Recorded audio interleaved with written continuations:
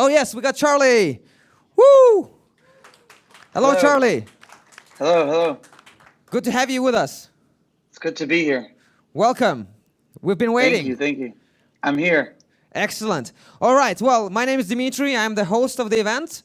So I'm responsible for making sure all these guys enjoy the event and have a lot of fun. It's good to have you with us. So I'm going to leave you on the stage and you can do your talk and send your message to our audience. And then hopefully we'll have some time for Q&A afterwards. Sounds great. Perfect. The floor is yours. Everybody is very excited. Let's give a warm hand of applause for Charlie once again. Woo! All right. Good evening, guys. Thanks for having me today. I really appreciate it. I'm really excited because it's such an interesting world we live in at this point. We're living in a multi-token coin world. We're living in this world where I got into Bitcoin and blockchain technologies. In fact, no one really used the term blockchain technologies back in 2011. Everything was Bitcoin. When Satoshi came out with the round paper and he released it, he had already talked about blockchain technology, but more importantly, he wanted to talk about its utility, or as what he saw was the utility, was finance and Bitcoin. And Bitcoin was and still is a cashless, peer-to-peer money system. The ability for anyone to be able to send to anyone else money around the world and be an amazing store of value that's unfreezable and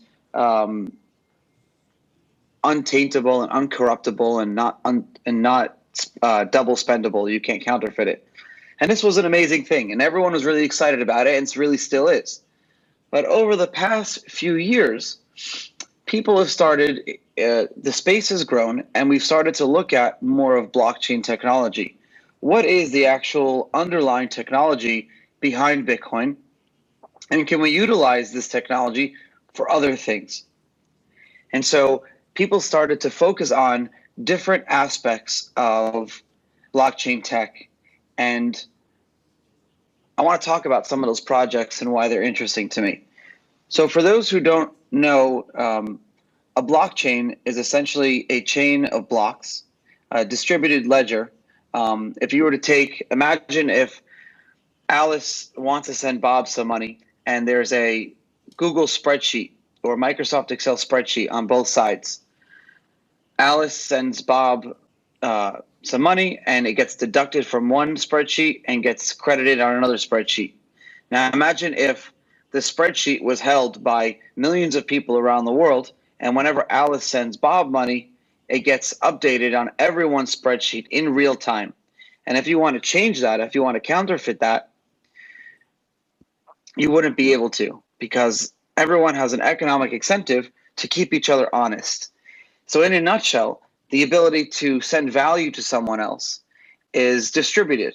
And because everyone has an economic incentive for the system to remain honest, no one is going to double spend or counterfeit or try to hack the system.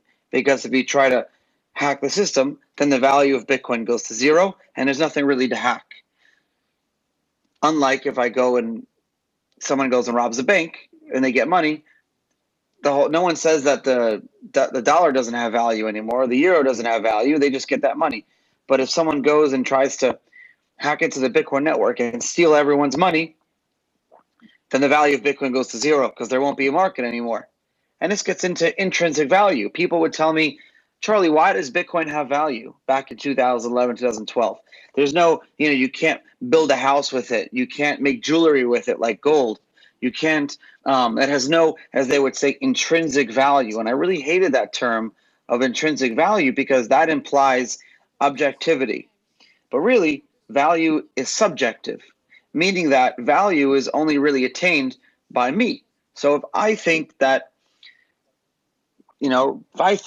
this piece of paper has value and you think it has value and someone else think it has value, then we've created a market for it and now it has value. So for example, I know the euro is valuable, not because it's backed by gold or anything like that, but because if I go to the coffee shop every day, I know that it's going to cost €1 for a cup of coffee every day, and it's not really going to change. But what happens in countries where there's super hyperinflation, like what happened in Argentina and Venezuela, people don't want to really hold their money anymore. They're not using it as a store of value.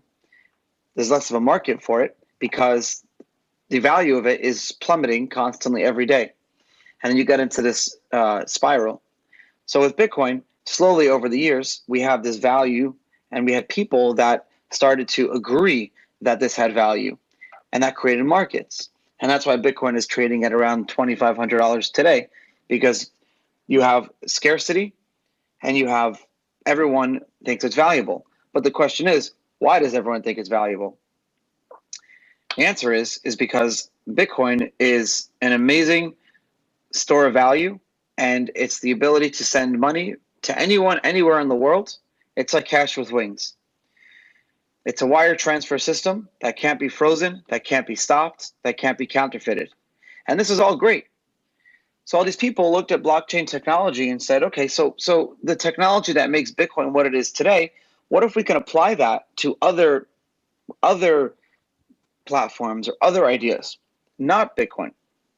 I was able to be in Germany a few months ago, and the idea of this conference was, what else can we do with blockchain technology? And I learned some really cool things.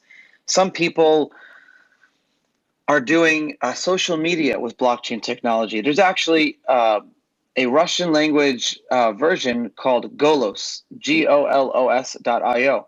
And Golos in Russia is doing something very interesting. They've created a blockchain where anyone can post Twitter messages, pictures, blog posts, news articles. Anyone can write. And when you write an article, it gets actually published to the blockchain, which means that everyone now has a copy of your article instead of just one person. So if a government says, we want to take this down, we want to take the article down, they can't. Because now this article is on the blockchain, which means that a copy of it is on everyone's computer around the world within seconds. Further, instead of having the new inflation rate, so the miners, instead of having the miners make the new money that comes to the system every day, it's proof of brain. So people that are writing articles, people that are voting on articles, people that are participating in the Golos and Steam system are actually getting new money. They're called witnesses, or they're curators. So for example, if I write an article and enough people vote on my article every day and it goes higher in voting, the new money that comes into the system, I get paid for that. So I can write an article and get paid €1,000. I can get paid €100. I can get paid €3,000. Because if enough people like my article, I'm not getting paid by them, but rather they're all holding the Golos token or the Golos currency, and the value of the system goes up, and the system creates new money, inflation every day, 9%, and that new money gets distributed to all the people who are voting and writing to the system.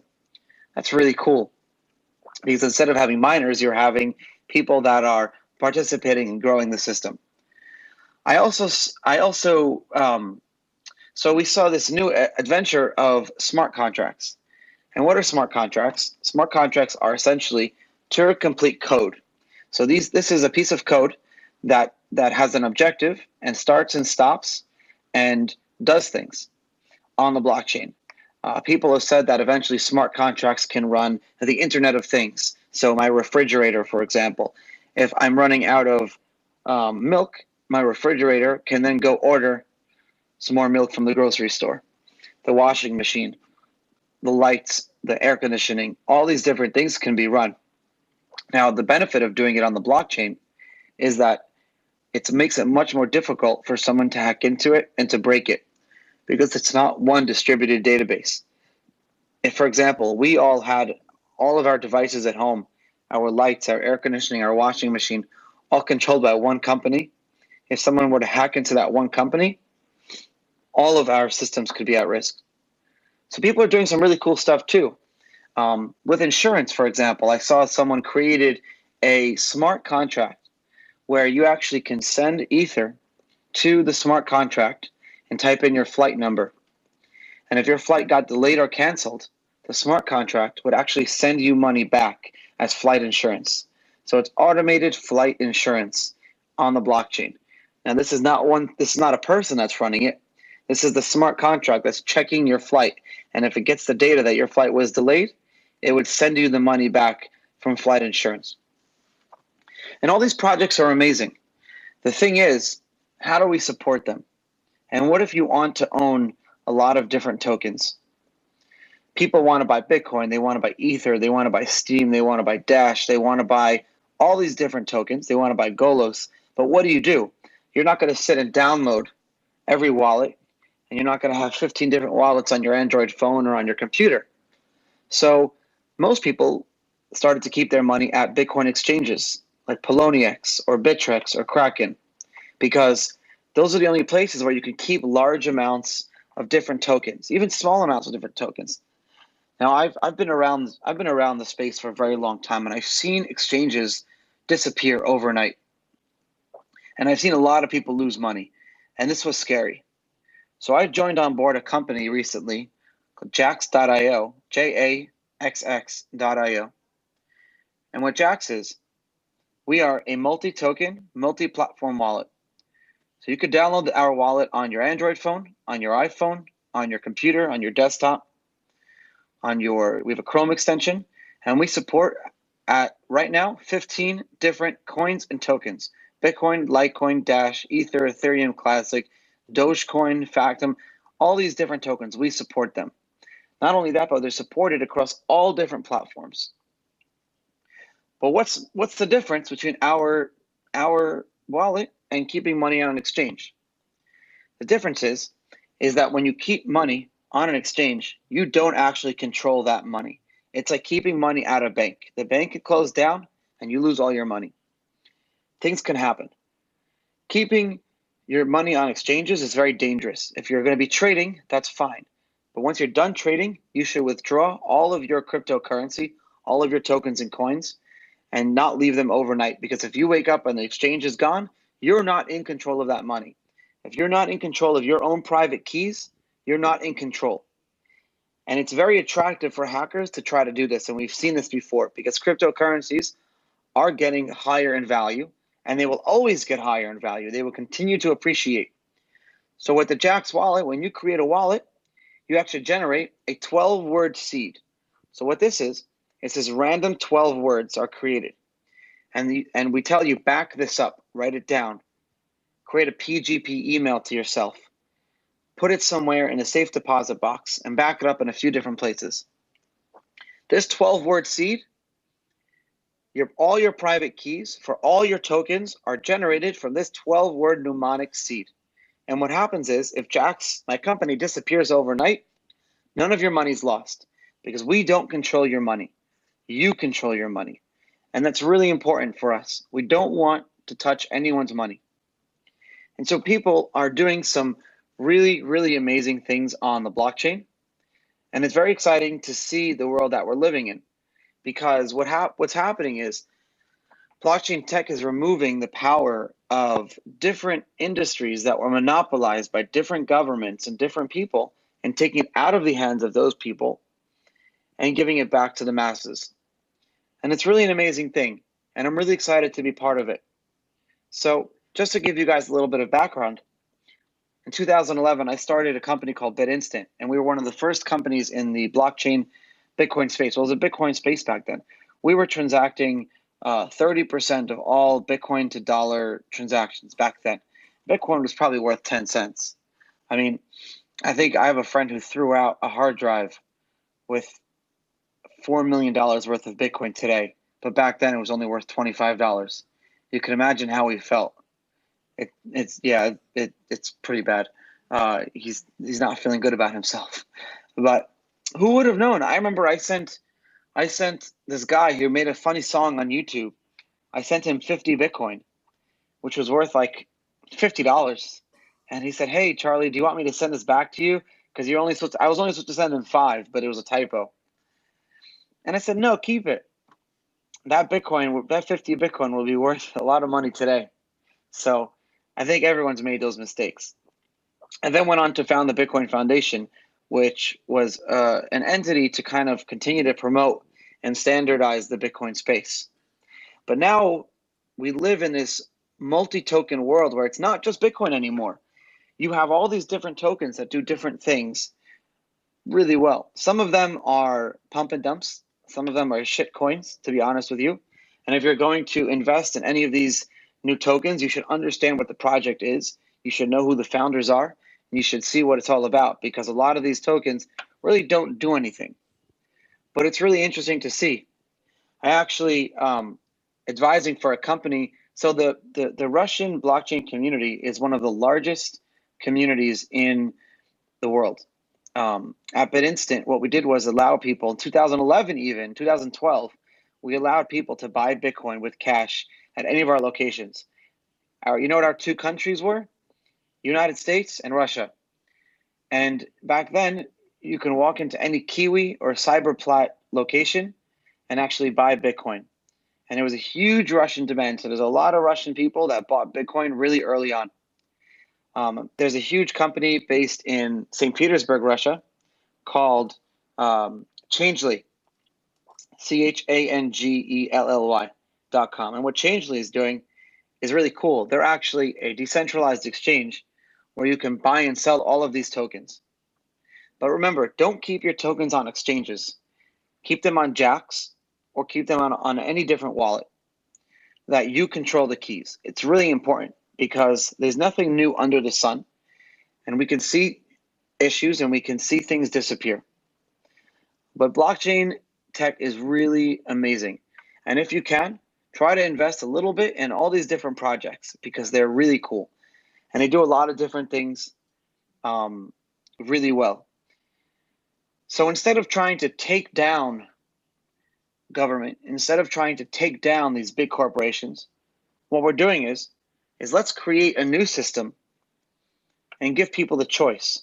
What system do they want to use? The bad one that they've been using all this time, or the new system that we've created? And that's how this technology is going to succeed. If we all start using the new system, and if we all start participating and taking part of it, it's going to change the world. Thank you guys for having me. I really appreciate it. And we can have a question and answer as well if anyone has any questions. Awesome. Thank you very much. Thank you very much. All right. Anybody have any questions? Thank you so much, Charlie. Thank you. Okay. Yeah, there's one question over there on the left, please.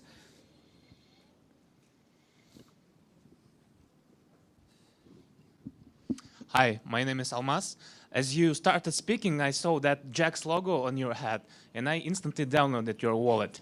And I love the app. It looks easier than the blockchain.info where Yes. I always also have a wallet.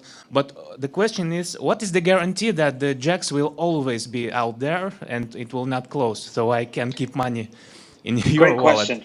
Yeah. Great question. Because I respect you, I know you, but I'm not sure about Jack's future. No, and you shouldn't trust anyone. You shouldn't even trust me.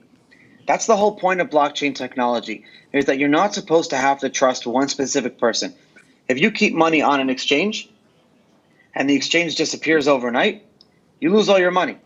Yeah. And there are a lot of Bitcoin wallets that you can use, so you control your money on your phone. But the problem is a lot of people own different tokens and coins now. So you own Bitcoin, Ethereum, Dash, Steam. What do you do? Where do you keep it? Because you don't want to download 15 different wallets. So when you created your Jax wallet just now and you downloaded it, when you created a new wallet, it gave you 12-word backup. Yeah, it Gave you did. 12-word seed. Save that. Save that. That is your backup. All of your private keys are derived on your phone from that backup. Jax doesn't know that backup. Jax doesn't know your private keys. Everything is done on your phone and your backup. So if Jax disappears overnight, if I go away, if everyone in the company disappears, doesn't exist, the company shut down, there's no more, you can actually import those private keys into any other wallet. You can import it into blockchain.info. You can import it into the exchange, my Ether wallet. You can import it anywhere. All Jax is a really nice way of showing you your balance and letting you use your private keys to actually send and receive money. But we're not actually doing it for you. We're not actually controlling your private keys. And we are open source, so you can actually view all of our code on jax.io. Sounds Great convincing. question, though. Thank you. And a little more question. What is your Sure. criteria of adding more cryptocurrency? For example, I didn't see Ripple there. So it's actually a very interesting question, and we just announced 2 days ago that we're going to be adding Ripple. Ripple is a little more difficult than adding Bitcoin or Ethereum tokens. So Ripple and Monero are two more different ones that we've dedicated developers, and we should be launching Ripple and Monero within the next month or two. Good. Amongst 50 other tokens. But if you have a token that you'd like to see, send us an email or contact us on our Slack and show us a token or coin that you like, and we can definitely add it. Good. Sounds All right, good. thank you so much. All right, Charlie, I have a question for you. Sure. So my question is, like right now, I'm a layman, right? I'm not into blockchain as much as the rest of the room, right? So one of the questions I have is, is cryptocurrency, Bitcoin, and blockchain, is it a path toward transparency and trust, or is it a tool for the opposite? The whole point of cryptocurrency is that you don't have to trust anyone. Don't trust, verify. Isn't it a problem with society that we still trust people? Well, we want to trust people. And when there's no accountability, you have to trust someone. For example, if I go to a restaurant and I buy some food, they're trusting that I don't run out on the check. If I give you something, I'm trusting that you'll pay me for it. But when it comes to money, it's not a good idea that we have to trust. When it comes to elections and voting, we all vote on elections, but we trust the election commission to not be corrupt. We trust our politicians to not be corrupt. We trust our data to not be corrupt. We trust, we trust, we trust. But what's the accountability? Who's to say that if someone does lie or does cheat us or steal our money, what can we really do about it? So we created Bitcoin and blockchain technology, which is a trustless system, which means that if 1,000 people are part of the system, in order to cheat, you need 501 people. You need 51% of the people to say that I want to cheat. But that means you need 51%. But the economic incentive to cheat is not there, because if even one person can cheat, the whole system fails and there's no value anymore. The whole system is done. So everyone who's holding shares in that system, anyone who's holding Bitcoin or anything like that, they all go to zero. So everyone has an incentive, everyone has a want to make sure that the system stays honest. And so if I'm sending you money on the blockchain network, you don't have to trust that I send it to you. You can verify it on the blockchain. So it's don't trust, but verify. Thank you. Any more questions from the audience? Yeah? There's one question from the lady and then one person at the back there. Hi, my name is Katya. I would like to ask you about your opinion on the last scaling agreement reached by the Bitcoin community. I'm asking you because you were actually the first one who reported on it from the conference. Thank you for that.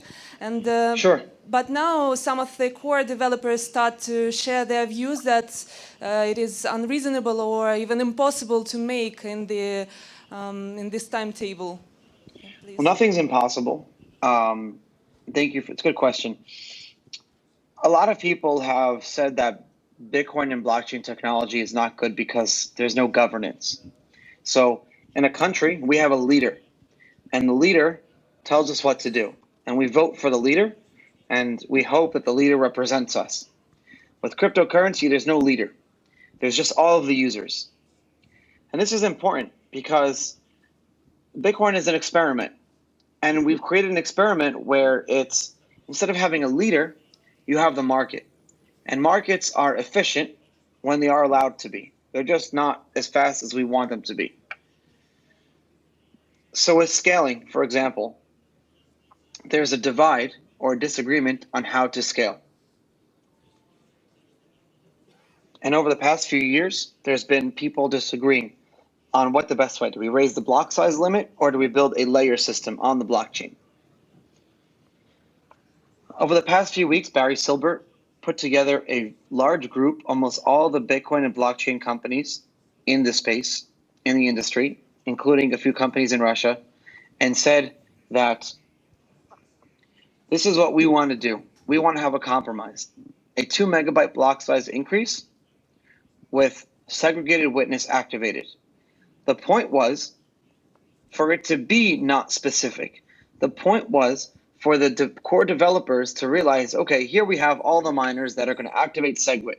And the core developers come up with a solution on how to do it. But the core developers don't want to compromise. And they will. But if they don't, then all of these companies, miners and users, will fork. And these core developers won't really be involved anymore. So markets will decide what's going to happen in the Bitcoin and blockchain space. And it'll all work out great. I don't think there will be a hard fork. I think everyone will compromise and will have scaling. But this is a good thing. This is really important. The scaling debate shows how, in order to change a fundamental part of Bitcoin, in order to make such a big change, there's not one person who can do it. There's not one company who can do it. You need everyone to agree. And that's really important, because what if a bad person came and tried to spend $200 million and try to change Bitcoin to work the way he wants it to work? That would be a bad system, because that's corruptible. But here we have Bitcoin, which is worth tens of billions of dollars, but you have people who have so much money, they can't even control it. And that, to me, is amazing. Very cool. Thank you. We had one more question at the back there, I think. No? Okay. Any more questions here? Yeah, there's one right here in the middle.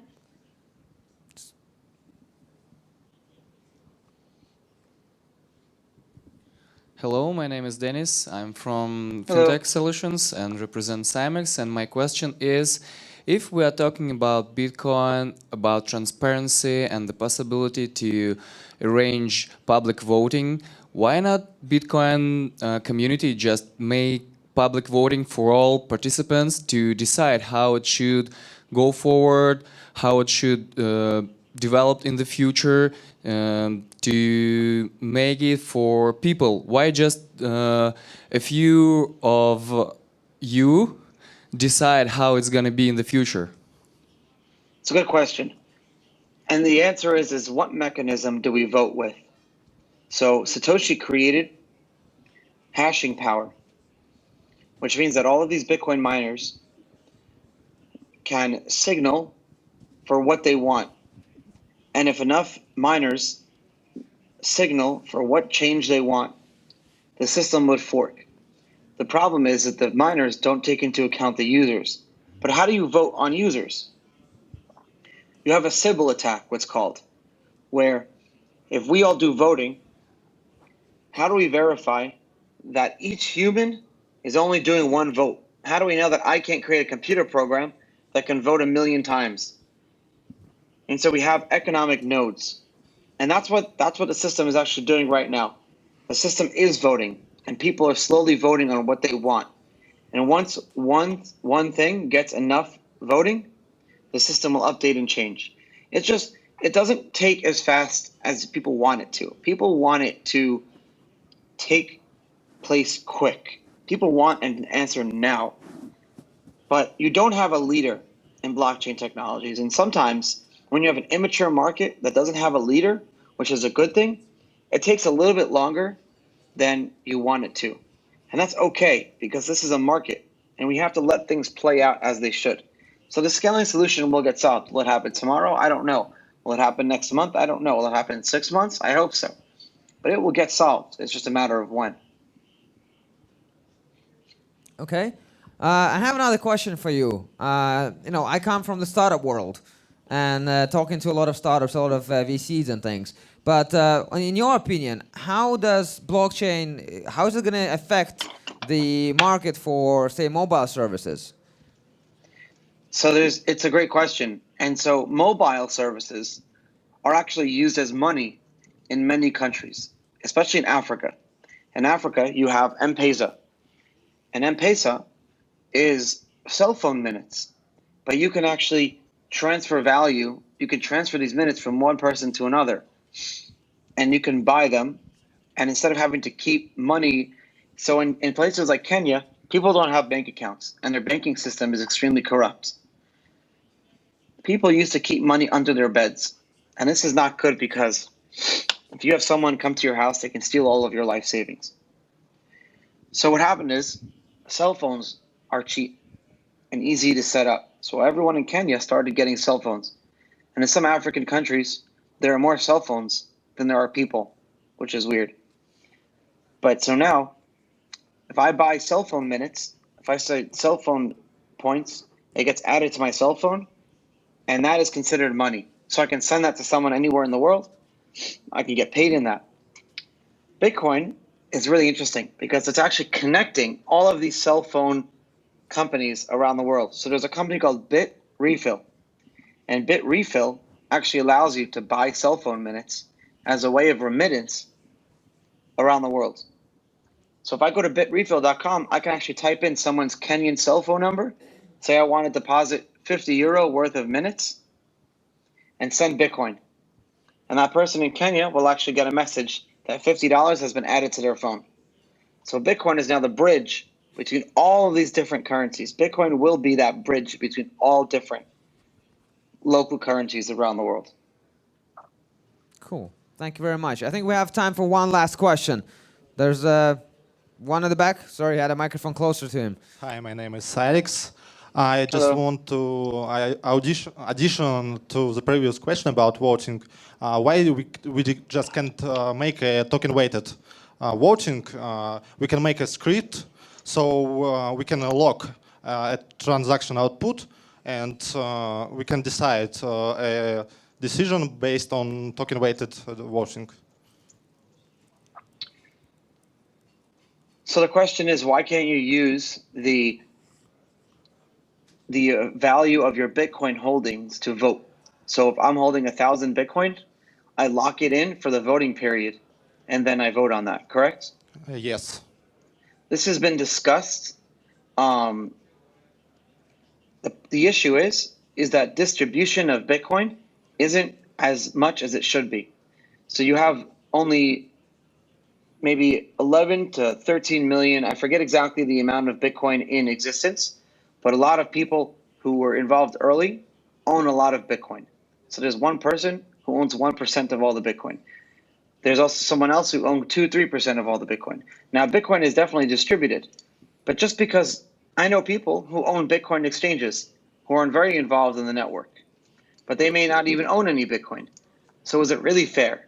However, I agree with you that the amount of Bitcoin you have means how much ownership you have in the network. If you own Bitcoin, then you own a piece of the network. So it should be output weighted voting. I agree with you. And I think people are definitely in talks to actually making that happen. But obviously the ones who don't want that to happen are the ones who don't own Bitcoin. So it's a debate, but I agree with you. I like that idea a lot. Thank you. Okay. It's a good idea. There was a question here up front as well. We still have time.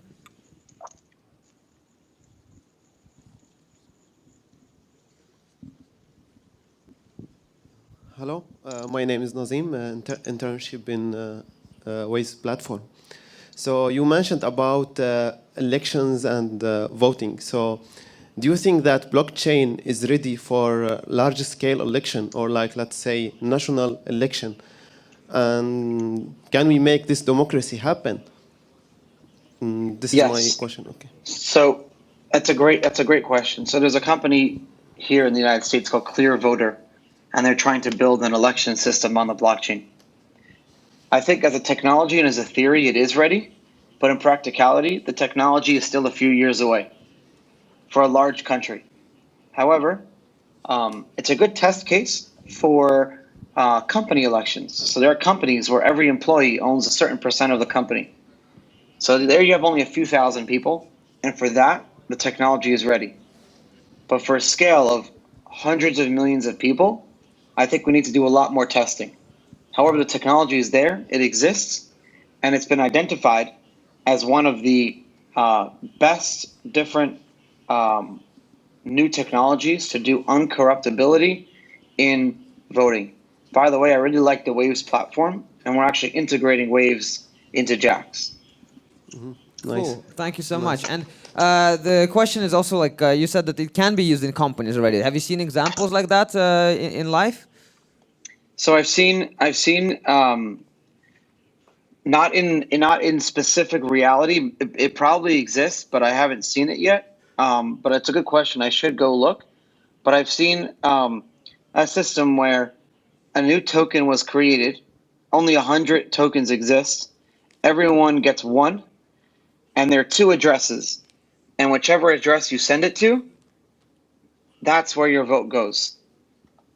That's Right. a simple way to do it. There are other ways to do it, but that's the most simple way to do it. The other way to do it is with transaction locking that the gentleman who asked the question before said. That's another good way to do it.